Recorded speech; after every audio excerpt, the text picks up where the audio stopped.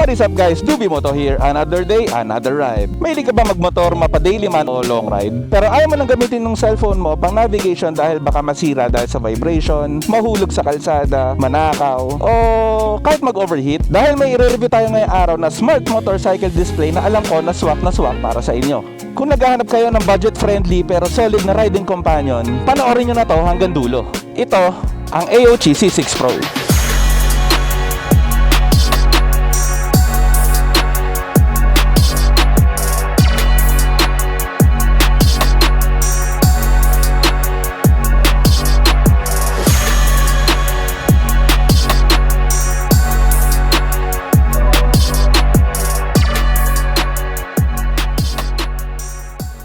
Madami ng navigation na lumabas ngayon sa market na pang motorsiklo natin. Pero etong i-review natin ngayon is sobrang reliable at sobrang budget friendly pa. Pero bago muna ang lahat guys, alamin muna natin kung ano yung nasa loob ng box nito.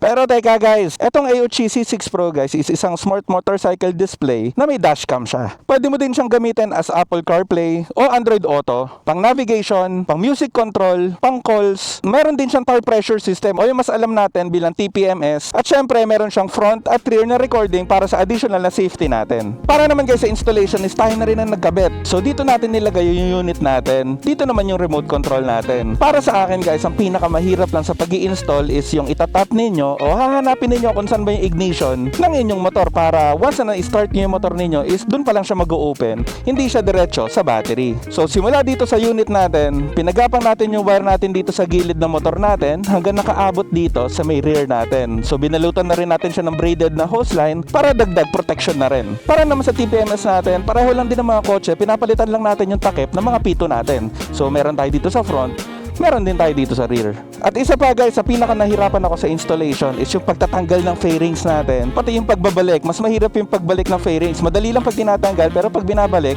medyo natagalan tayo. Para naman sa mga mount nito is sobrang ganda dahil kompleto sila ng binigay. Nakita nyo naman kanina sa unboxing. So ito yung ginamit natin na mount. Para naman dito sa controller natin, kasama din yung mount kaya walang problema sa pag-i-install. Pagdating naman dito sa camera natin guys, madali lang dahil sinentro lang naman natin siya sa may gitna. Tulad ng harapan. Tara, tingnan natin yung harapan. Dito naman natin in-install guys, so sa harapan natin. Medyo adjustable yung mount niya bago nyo higpitan para mas maganda yung tutok ng camera ninyo. So ayun guys, nabigyan ko na kayo ng idea kung ano yung AOC C6 Pro na unbox na rin natin. Ngayon nalaman nyo na rin kung paano natin in-install kahit pa paano. Ngayon naman guys, ang pinaka-importante, gamitin naman natin to sa actual ride. So bali yun guys, try na muna natin yung startup netong AOC natin. So same lang, gumagana to pag in-open na natin yung ignition ng motor. So mas safe siya kaysa sa nakadirect dun sa battery dahil kung nakadirect sa battery itong power source o power netong AOC natin is may possible talaga siya na mag-drain kahit na nakapatay yung motor natin. So tara, check natin. Ignition muna tayo. May lalabas dito na brand ng AOC. Sana nakikita ninyo. Lapit natin. Pero itong startup logo na to guys, is pwede natin mapalitan yon. So ito na nga guys, no, alas 12 ng tanghali, tirik na tirik yung araw. Ito yung makikita ninyo na display, ganito siya kaliwanag. Yan, sana nakikita ng camera kasi nagkakaroon ng reflection eh. Yan, medyo maalikabok lang dito. So yun nga no, sa alikabok, speaking of alikabok, etong AOC C6 Pro natin is IP67 siya. Ibig sabihin, dust resistant siya. So completely dust resistant siya. Pwede naman siya malubog sa tubig, mga 1 meter lang, up to 30 minutes. So yun lang yung limitations niya. So ang biyahe natin is dito tayo sa may Villar City pala. Papunta tayo sa may Congressional. Paikot lang tayo. Actually wala tayong destination. Mag-focus lang tayo dito sa AOC natin. Sa mga hindi pala alam yung pagbigkas pala dito sa AOC, yung AOOCI is AOC. Yan sa nakikita nyo naman ngayon guys, nakamapa na yung AOC natin. So mamaya lagyan natin yung destination, yung mga madadaanan natin para kahit papaano makikita ninyo kung paano. Sa screen naman natin guys, meron tayong 6.25 inches ng display. Kasi laki niya halos etong display ng motor natin. Ayan medyo maganda sila tignan. At hindi siya nakaharang dito sa handlebar natin siya minount. Hindi siya ganun nakaharang. Pagdating naman sa camera niya, meron siyang front and rear na gumagamit ng 1080 pixel na 30 frames per second. So kahit paano, 'di ba, para sa isang camera na hindi naman pang vlog o katulad ng ginagamit natin na front cam, para lang siyang surveillance o CCTV kumbaga, mga ginagamit natin sa mga bahay. At yung camera naman nito is gumagamit ng 140 degree na wide angle siya. So mas maganda, hindi lang siya yung parang nakafocus lang sa bandang gitna. So mas maganda to dahil mas malawak yung nakikita natin. So daldal tayo ng daldal ng camera. Lipat naman muna natin sa camera to. Dito naman sa remote natin, explain na rin natin. Meron siyang tatlong button dito. Sa pinakauna o sa pinakataas, ang function niya is para sa call at para sa music. Pwede mag-pause, pwede mag-play. Pangalawa naman na button dito sa may remote natin is para mag-home o malipat sa camera. Tulad na itong gagawin natin. So pindutin natin, nasa map siya kanina, ngayon lilipat siya dito sa camera, which is yung rear natin. Once na pinindot ulit natin tong gitnang button, is babalik siya doon sa mapa natin. So, di ba, sobrang convenient. Hindi mo na kailangan hawakan tong screen para mag-switch pa o kung ano man gawin nyo para lang bumalik sa mapa o mapunta sa camera. So, ang gagawin nyo lang, pipindutin nyo lang to, one click lang, babalik na siya doon sa camera. So paano naman natin ililipat yung camera naman natin sa harapan kung gusto natin? Doon lalabas guys yung pangatlong button dito o yung panghuli sa baba. So pag pinindot natin yan, magpapalit siya into dalawa, magiging split siya. Sa kaliwa natin is yung front, sa kanan naman is yung rear. So pindutin pa natin ng isa, magbabaliktad naman siya. Nasa kaliwa naman natin yung rear, nasa kanan naman natin yung front. Paano pag isa pang pindot? Pindutin natin. Yan, pag pinindot natin, nasa harapan na yung camera natin. So pwede nyo ibalik yan tulad natin bumabiyahe tayo. Kunyari hindi na natin alam kung nasaan tayo. Pwede natin kagad siya ibalik sa mapa gamit yung gitnang button. Babalik kagad siya dun sa mapa. So, di ba? Sobrang convenient. Ngayon ko lang naman siya ginamit pero sa tingin ko, ang gagamitin ko mostly dito is yung rear camera natin. Bakit? Para additional na safety siya pagdating sa vision natin sa likod. So guys, huminto muna tayo saglit. Lagyan natin ng destination tong mapa natin. At bago ko makalimutan guys, ito na pala ginagamit natin is naka Apple CarPlay na pala siya. So pwede ko ma-access yung phone ko, yung music sa phone ko, yung mapa, even yung messages kaya. Yan, pwede sa calendar natin. May Spotify din na lumalabas dito. May Telegram din, may Viber, may Waze, Google Map. So sa Google Map tayo. So sa Google Map natin, hanap tayo ng lugar na pwede natin magamit. Dahil nandito tayo sa may Villar City, paglabas natin dito is Aguinaldo. Siguro ikot na lang tayo, pasok tayo ng Calax. Yun, mas magandang ikot. So lagay natin dito Calax. Actually na-search ko na siya kanina. Eto, Foresta kanina yung pinuntahan natin. Tapos Calax. Yan, start natin. Sobrang bilis lang niya. Yun, okay na. So tuloy tayo sa biyahe natin. So yun nga no, speaking of Apple CarPlay yung gamit natin. So pwede natin ma-access dito yung music. Pwede tayo mag-navigation tulad ng ginagawa natin. At yung call. Sana pala guys no, mabigyan ko kayo ng konting review o magandang review dito sa AOC dahil nagmamadali lang tayo para umabot kayo sa discount na ibibigay natin mamaya. Speaking of discount naman guys, meron tayong code mamaya na gagamitin ninyo pag nag-avail kayo ng AOC. So ang AOC naman available yan sa website nila. So pwede ninyong i-visit yung site nila para makita nyo yung iba-iba pa nilang unit doon. Pero dahil sa gagamitin nyo nga yung code ko, mas makakalas pa kayo. So pag ginamit nyo yung code ko guys, 22% ang maliles ninyo doon sa total price sa website ng AOC. So check na yan. Pero ilalagay naman natin yan sa description, yung product link, pati yung code. Yan.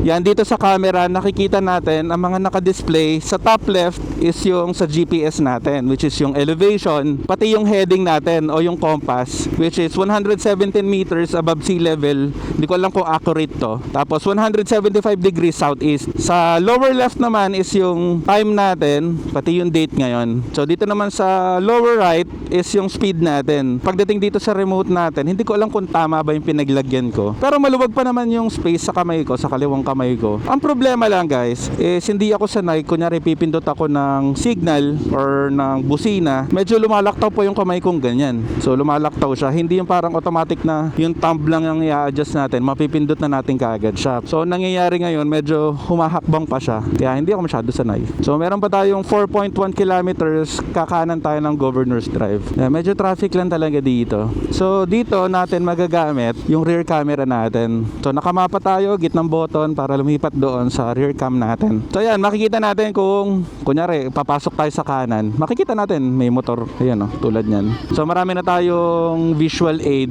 na makakatulong sa atin dito sa daan. Syempre di ba, gamit pa ng camera guys, hindi lang naman para sa ganyan na parang gagawin lang natin side mirror. Ang gagawin natin dito o ang pinaka-use netong security camera natin is from the name itself, security. Kasi ngayon medyo mahirap na pag wala kang resibo. Tulad ng kunyari, wag naman sana mabunggo tayo o makabunggo man tayo kahit ano man. At least meron tayong proof na kunyari, hindi naman ako may kasalanan. Eto, may proof ako. Kaya mo siya ilaban. Tulad ng sa mga NCAP, yan pala sa NCAP. So kunyari, beating the red light ka. Natikita ka ng beating the red light pero once na ma-view mo na hindi ka naman pala nag-beating the red light, so kaya mo siya ilaban. So yun yung pinaka-use niya, hindi lang siya dun sa parang gagawin natin siyang salamin. Time check pala tayo guys, 1:31 na ng tanghali. So ayun, medyo kita pa rin natin talaga yung display na itong AOC natin, which is sobrang ganda dahil hindi tayo nahihirapan. First time din pala natin magkaroon ng smart display para sa motor natin. Wala tayong masyado pwede i-compare o wala tayong papag-comparean kung maganda ba talaga. Pero so far, kung ano yung ini-expect ko sa kanya, parang yun naman yung nakukuha ko. Medyo hindi lang ako masyado pa sanay tumingin dito sa smart display natin. So minsan napapatingin lang ako dito sa may dash mismo ng motor. Tapos tumitingin pa ako pababa ulit. Medyo nalilito pa ako. Pero eventually siguro makakabisado din natin yan. So ngayon, ang itakal naman natin guys is yung sa labas netong Apple CarPlay. Kasi feeling ko lahat naman kayo alam na yan. May navigation, may call, may music. So labas tayo dito. So ang mangyayari guys is walang control para mapunta mismo sa home ng AOC. So ang gagawin ninyo is parang ito, yung sa may assist button na tulad sa Apple, tapos home, lagay natin sa home. Teka lang, kumukurba. Yan, lagay natin sa home. Yan, ito yung home display ulit.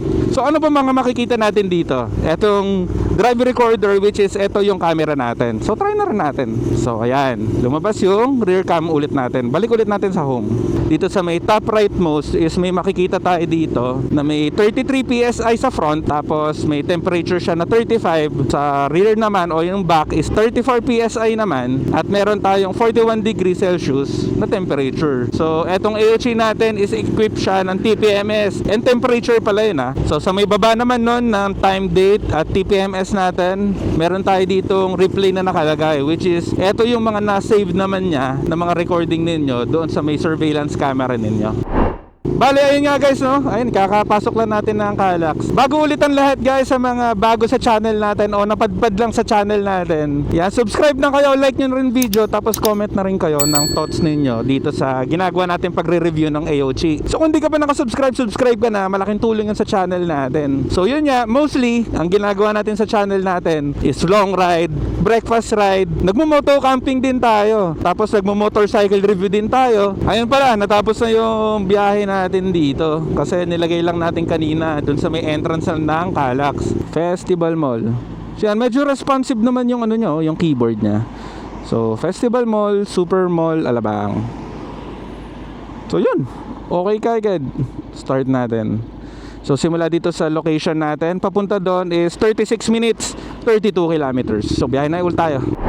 may mga nakita ko tulad ng Chigi. Ang pinagkaiba ng Chigi at yung AOC is unang-una yung price. Pangalawa naman, ang pinagkaiba nila, syempre, masubok na yung Chigi eh. Kasi ang dami nang gumamit niyan, ang dami na nakapag-review niyan, ang dami nang gumagamit niyan, sobrang dami na rin. Marami akong kaibigan na gumagamit ng Chigi. Pero yun nga lang, 'di ba, yung panguna ng problema niya is medyo may kamahalan. Para sa akin, etong AOC is sobrang budget friendly niya. Napakamura niya, budget friendly siya. Sa Chigi kasi, bukod sa unit, alam ko may additional payment pa para dun sa camera, doon sa blind protection o blind monitoring yata ang tawag nila doon. Tapos kung ano-ano pa sa TPMS, yan, may additional din na bayad ang alam ko, mga additional, mga add-ons. Pagdating naman dito sa AOC guys, yun na yun, all in na, kasama na lahat. Yung mount ninyo, TPMS, etong unit, yung mga cables, meron pang screen protector, meron pang SD card, 'di ba? Kumpleto na. Sobrang makakatipid ka. Tapos yung use naman niya para sa akin,